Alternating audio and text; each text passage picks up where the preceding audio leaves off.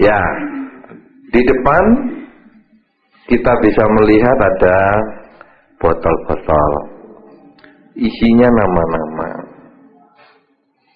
Itu adalah merupakan satu tradisi Buddhis untuk minta air parita. Kita Pak? Nah, jadi meminta air parita tentu dengan harapan semoga saya mendapatkan kebahagiaan, semoga saya mendapatkan kesehatan, semoga saya mendapatkan kekuatan dan lain sebagainya. Bahkan sebetulnya pemberkahan rumah juga tujuannya adalah untuk mendapatkan kebaikan, kebahagiaan, keselamatan.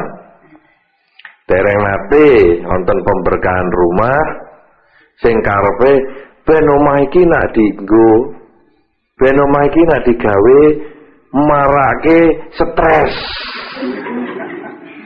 Gitu? Lah mboten nate to niku, wonten pemikiran ngoten nggih. Biasanya adalah bahwa kalau kita pemberkahan rumah adalah supaya tenang, enak, baik, sehat. Meminta air juga begitu.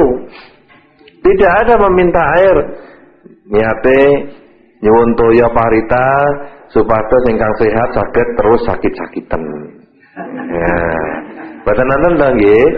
Nah, tentu sawangsulipun gitu. Maunya yang sakit-sakitan semoga sehat. Yang sehat semoga tetap sehat, gitu. Bukan yang sakit semoga sehat, yang sehat semoga sakit, kan bukan begitu. Ya, nah, jadi sebetulnya air parita ini diharapkan menjadi air kebahagiaan. Bapak dan Ibu, saudara-saudara, adik-adik cilik-cilik, air parita ini memang ada sebagian yang mengatakan punya kemanjuran. Ya, ada manjur. Yang sakit jadi sembuh. Yang sembuh tambah kuat. Nah, ini muncul kapan penggunaan air? Penggunaan air dan pemercikan air itu sebetulnya muncul sejak zaman Sang Buddha. Kapan zaman Sang Buddha? Pada satu ketika di zaman Sang Buddha ada sebuah kota yang terkena bencana. Kemudian Sang Buddha diminta saran, diminta nasihat. Apa obatnya untuk mengatasi bencana kesulitan di dalam kota ini? Kemudian Sang Buddha mengatakan, pakai air, bacain parita. Lalu air dipercikan di seluruh kota. Ya, yang disebut kota dulu mestinya ya bukan Sak Blitar gitu ya. Kalau Sak Blitar diperciki air lah kesel. Ya dah keliling Blitar. Saya kira ya dulu mungkin ya Sak Karangrejo lah. Ya, itu yang sudah disebut kota.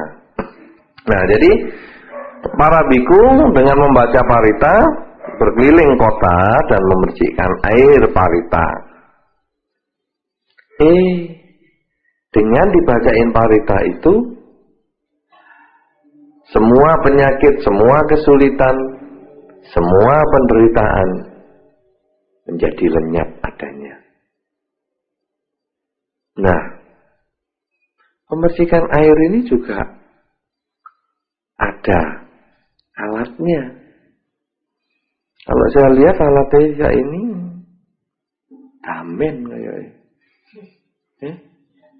Damen. Merang. Dudu damen ya. Merang. Alat merang ini karena tinimbang nggak ada alat. Sebetulnya apa menurut tradisi agama Buddha? Pemercikan air parita ini menggunakan alang-alang. Nah, alang-alang. Kenapa begitu? Kalau kita melihat riwayat Sang Buddha, adik-adik sudah pernah belajar riwayat Sang Buddha? Sudah diajari di sekolah minggu sama gurunya siapa? Bu Lili, ya. Pada waktu Sang Pangeran Siddhartha Bodhisattva akan mencapai kesucian, ingat nggak ada petani yang berdana rumput? Ingat nggak? Adik-adik? Ingat nggak? Ingat tidak? Tidak. Sudah diajari nggak? Sudah diajari belum? Belum sampai situ. Baru sampai mana? Sang Buddha masih di Surgatusita. Pangeran Siddhartha masih Bodhisattva di Surgatusita. Lah kapan lahiri? Kalau di surga terus. Ya. Ceritanya itu ada sebelum mencapai kesucian satu hari atau malamnya itu, Pangeran Siddhartha ini mendapatkan setumpuk rumput dari petani. Kemudian rumput itu untuk apa? Pangan sapi? Yang pangan sapi? Tidak, untuk apa? Duduk. Nah, jadi rumputnya ditoto, diatur, kemudian dipakai sebagai alas duduk.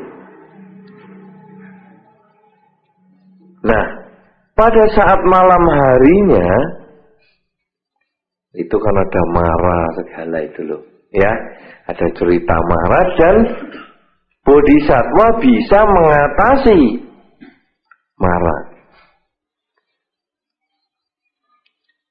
Sejak itu rumput ini menjadi alat kepret, alat pemercikan air. Lalu rumput apa tuh yang diberikan? Di buku namanya rumput apa? Ibu-ibu ada yang ingat?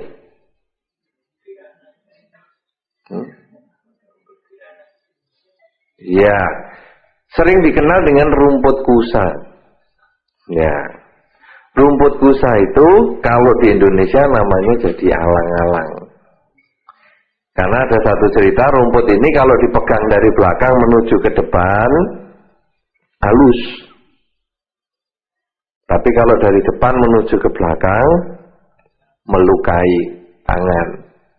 Nah itu kalau di Indonesia lah alang-alang loh. Ya. Nah, kenapa begitu? Karena di atas rumput itulah Sang Bodhisattva bisa mengatasi Mara. Sehingga diharapkan dengan pemercikan air parita melalui rumput kusa itu atau rumput alang-alang kalau di Indonesia bisa mengusir yang jelek, mendatangkan kebaikan. Para Bapak Ibu, juga kadang-kadang kita membaca doa, ya toh, baca parita untuk kesehatan. Seperti hari ini air banyak. Sebetulnya tujuan untuk membacakan parita ini, walaupun melalui air ataupun nanti dipercikkan ataupun diminum, bertujuan untuk mematangkan karma baik kita, mempercepat kematangan karma baik kita. Artinya, Kalau kita punya karma baik yang sudah muntuk-muntuk, apa kuwi muntuk-muntuk? Karena saya nggak ngerti bahasa Indonesia nih. Muntuk-muntuk. Nah. Gampang pintu, karma ra ono lawange kok. Muntuk-muntuk itu. Wah. Angel bahasa Indonesia nih ya. Napa, Pak? Muntuk-muntuk.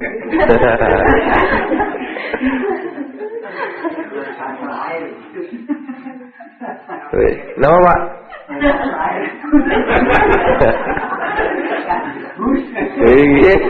Iki pancen kantun buse ngoten niku lho. Ning angel bahasa Indonesiane bus ngoten. Saderenge bus niki. Muntuk-muntuk. Iya, ya tidak tepat memang terjemahannya. Kira-kira karma yang memang mestinya mau berbuah, hampir berbuah, muntuk-muntuk. Ya, tahu muntuk-muntuk, bahasa Bali tidak ada itu, muntuk-muntuk. Hampir berbuah, mestinya berbuah minggu depan. Tetapi dengan menggunakan air ini koyo dikarbit, seperti dikarbit dipercepat. Kalau buah mangga mestinya seminggu matangnya, dikarbit 3 hari. Ya toh? Lah sebetulnya ini karma baik kita dengan air ini, dengan jalan air ini dikarbit biar cepat matang. Bagi yang sakit dikarbit cepat sembuh, bukan cepat berangkat. Gagi budal, bukan. Bagi yang sehat juga dikarbit supaya terus kesehatannya selalu berbuah. Jadi sebetulnya yang penting adalah karma kita sendiri. Tanpa karma baik yang kita miliki, dikarbit piye carane tidak akan bisa berbuah mateng. Coba mangga sing lagi berkembang, kembangnya mangga dikarbit bosok, malah busuk. Atau sudah jadi mangga cili pencit. Nah, pinter, mangga cili pencit jenenge. Yang muntuk-muntuk nggak ngerti istilahnya, pencit ngerti ya. Kalau masih pencit dikarbit, ya nggak bisa. Nah, tapi kalau sudah kemampu ya nggak ada bahasa Indonesia nih. Hah? Belum. Tua itu mateng. Lah, kan nangis ada bahasa Indonesia nih. Kemampu, gitu Pak. Gitu Bu, niku lak jenenge kemampu ta nggih? Sing radi sempun semburat abrit niku lho. Nyadam. Nyadami kok celak nyidam loh.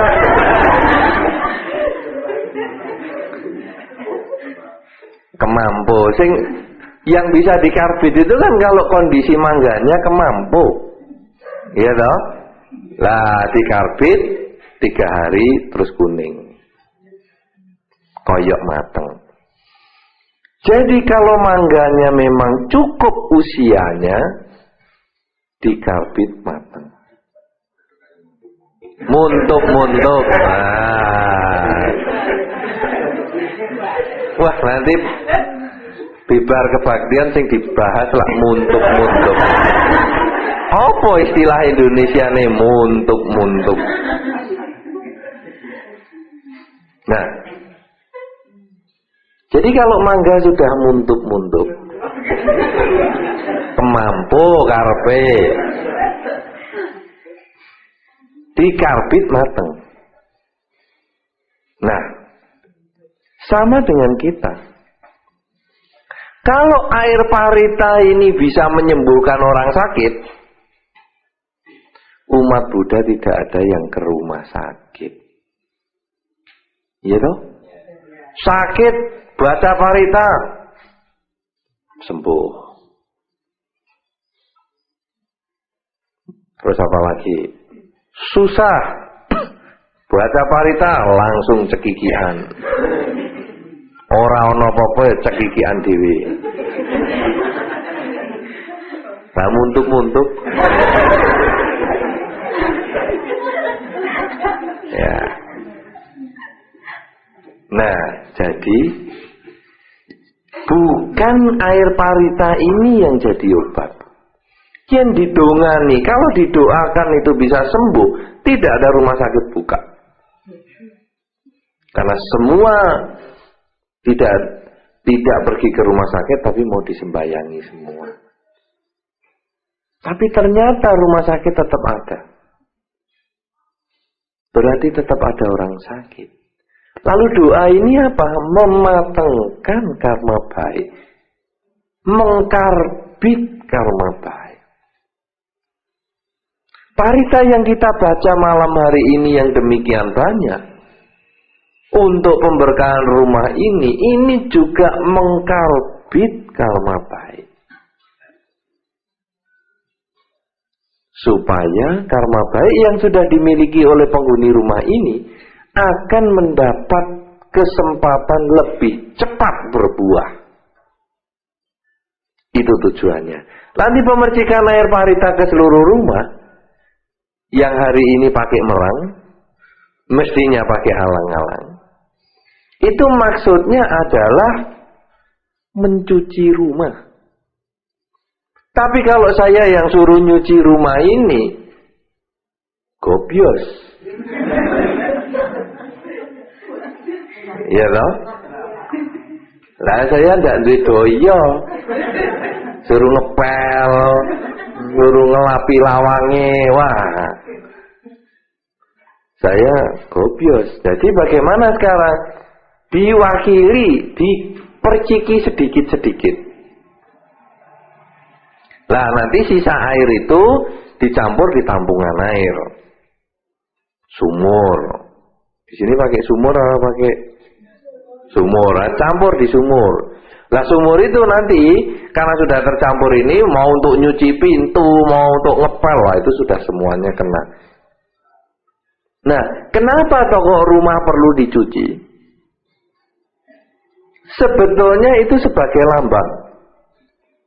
Air membersihkan kekotoran di badan kita. Air membersihkan kekotoran di pakaian kita. Air membersihkan kekotoran di perabot rumah tangga kita. Dengan pemercikan air parita di seluruh rumah, kita mengharapkan mereka yang tinggal di tempat ini, mereka yang tinggal di rumah ini akan bersih pikirannya dari ketamaan, kebencian, dan kegelapan batin. Tetapi bersih pikiran dari ketamaan, kebencian, dan kegelapan batin bukan hanya karena air parita, tetapi mengerti makna parita yang dibaca, dan juga nanti mengerti dharma yang dipelajari untuk dilaksanakan dalam kehidupan sehari-hari. Itulah sebetulnya tujuan pembacaan parita sebagai pemberkahan rumah. Membuka kesempatan yang punya rumah, punya pikiran, ucapan, dan perbuatan yang baik berdasarkan parita yang dibaca, berdasarkan dharma yang dipelajari, apabila dilaksanakan dalam kehidupan sehari-hari. Sedangkan air parita yang bernama macam-macam ini, ono Suryadi, ono yang lain-lain, juek, kuat, oh, itu juek tapi. Oh.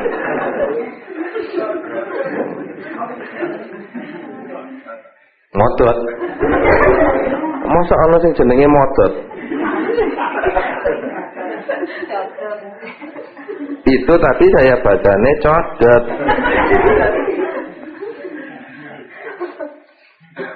Nah, dengan nama yang bermacam-macam ini diharapkan bahwa karma baik yang kita miliki apabila kita telah meminum air parita ini, karma baik kita akan berbuah sesuai dengan yang diharapkan. Tetapi juga diharapkan bahwa di dalam kehidupan ini kita selalu mengisi dengan kebaikan. Air parita ini hanya mengingatkan bahwa dengan kebaikan yang kita miliki, karma baik kita akan berbuah dalam bentuk kesehatan, kebaikan, kebahagiaan. Tetapi yang paling penting adalah setiap saat kita melakukan kebaikan,